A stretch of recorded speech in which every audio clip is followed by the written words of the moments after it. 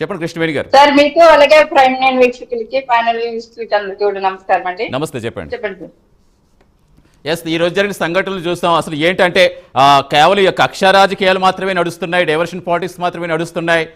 మా జగన్ గారికి వస్తున్న జనాదరణ చూసి వీళ్ళు తట్టుకోలేకపోతున్నారని వాళ్ళు చెప్తున్నారు. కేవలం పరామర్శల పేరుతో మళ్ళీ మీరు బీభత్స సృష్టించే ప్రయత్నాలు చేస్తున్నట్టు కూటమి చెప్తుంది. అంటే ఎన్నాళ్ళు ఇలా వాళ్ళ అధికారులు ఉంటే వీళ్ళపైన, వీళ్ళ అధికారులు ఉంటే వాళ్ళపైన ఇవే జరుగుతున్నాయి అనే చర్చ కూడా మొదలైంది.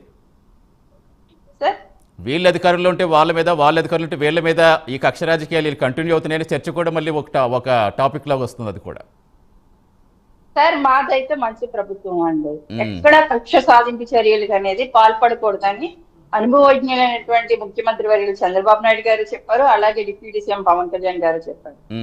కానీ వీళ్ళు చేస్తున్నటువంటి కక్ష రాజకీయాలు వైసీపీ చేసింది కాబట్టి టీడీపీ చేస్తుంది, కూటమి ప్రభుత్వం చేస్తుంది అనేటువంటి నిందలు మాత్రం జగన్మోహన్ రెడ్డి గారు ఊరికే వేసేయడం బాగా అలవాటు అయిపోయింది సార్. ఎక్కడికక్కడ జగన్మోహన్ రెడ్డి గారి వాళ్ళ ఒక బెట్టింగ్ కాస్తున్నటువంటి వ్యక్తి 1 year క్రితం చనిపోతే ఇవాళ పరామర్శకి వెళ్ళేటువంటి ఇప్పుడు గుర్తొచ్చింది జగన్మోహన్ రెడ్డి గారికి. యలహంక ప్యాలెస్ నుంచి ఇప్పుడు బయటకు వచ్చారు జగన్మోహన్ రెడ్డి గారు. ఎందుకంటే కూటమి ప్రభుత్వం ఇస్తున్నటువంటి సూపర్ 6 అనేటువంటి పథకాలు హామీల్ని అమలు చెయ్యదు అని వీళ్ళు 1 year నుంచి కూడా చాలా దుష్ప్రచారం చేశారు.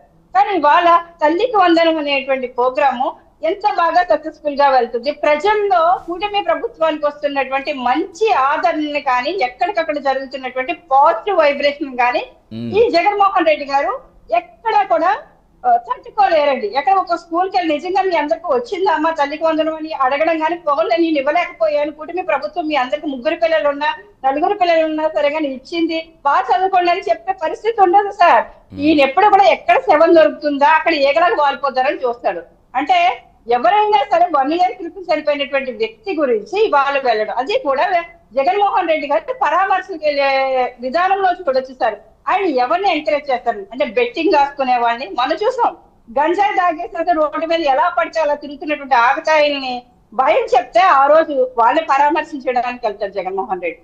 అంటే ఎలాంటి వ్యక్తుల్ని ఎంకరేజ్ చేస్తారు, లేకపోతే జైలుకి వెళ్తాడు సార్. నందిగాం సురేష్ లాంటి వ్యక్తుల్ని వీళ్ళందరినీ పరామర్శించడానికి జైలుకి వెళ్తూ ఉంటాడు. అంటే నేరస్తుల్ని, నిందితుల్ని మాత్రమే జగన్మోహన్ రెడ్డి గారు పరామర్శించడానికి వెళ్తారు. ఇవాళ ఒక కార్యకర్త చనిపోవడం కానీ, ఒక వృద్ధుడు అక్కడ చనిపోవడం కానీ, నిర్లక్ష్యంగా కాన్వాయ్ వెళ్ళిపోవడం, జగన్మోహన్ రెడ్డి గారి కాన్వాయ్ వెళ్ళిపోవడం. అంటే ఇవాళ ఇక్కడ పోలీసు వ్యవస్థ మీద నిందలేసేటువంటి పరిస్థితి, ప్రభుత్వం మీద నిందలేసేటువంటి పరిస్థితి. ఇది తప్ప జగన్మోహన్ రెడ్డి గారు శవ రాజకీయాలకి అలవాటు పడి పరామర్శలు తప్ప నిజంగా ప్రేమగా ప్రజలు చూసేటువంటి అవకాశం జగన్మోహన్ రెడ్డి గారికి 11 ఇచ్చి పంపించినా సరే కానీ ఎక్కడ రాదు సార్. ఒక వ్యక్తికి ఒక్కసారి అవకాశం ఇచ్చిన తర్వాత రెండోసారి చూసారు, 5 సంవత్సరాలు చూసారు. 5 సంవత్సరాల్లో ఎంత కక్ష సాధింపులు చేశాడు జగన్మోహన్ రెడ్డి అనేది క్లియర్ గా ప్రజలందరికీ కూడా తెలుసు.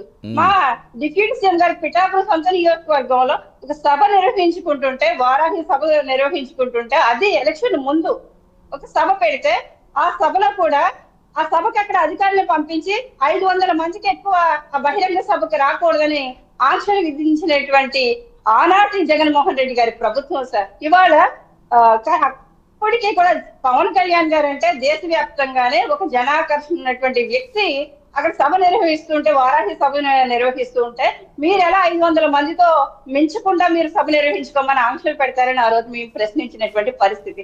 అంటే జగన్మోహన్ రెడ్డి గారు అవలంబించినటువంటి ఏ కక్ష సాధింపు నిర్ణయాలు కానీ, అలాంటి ఆంక్షలు కానీ వాళ్ళ కూటమి ప్రభుత్వం ఇవ్వట్లేదు సార్. ఒక ధర్నా చేయాలంటే మా మీద బైండ్ ఓవర్ కేసులు వేసి ఎక్కడికక్కడ ఆ రోజు జైల్లో పెట్టినటువంటి పరిస్థితి.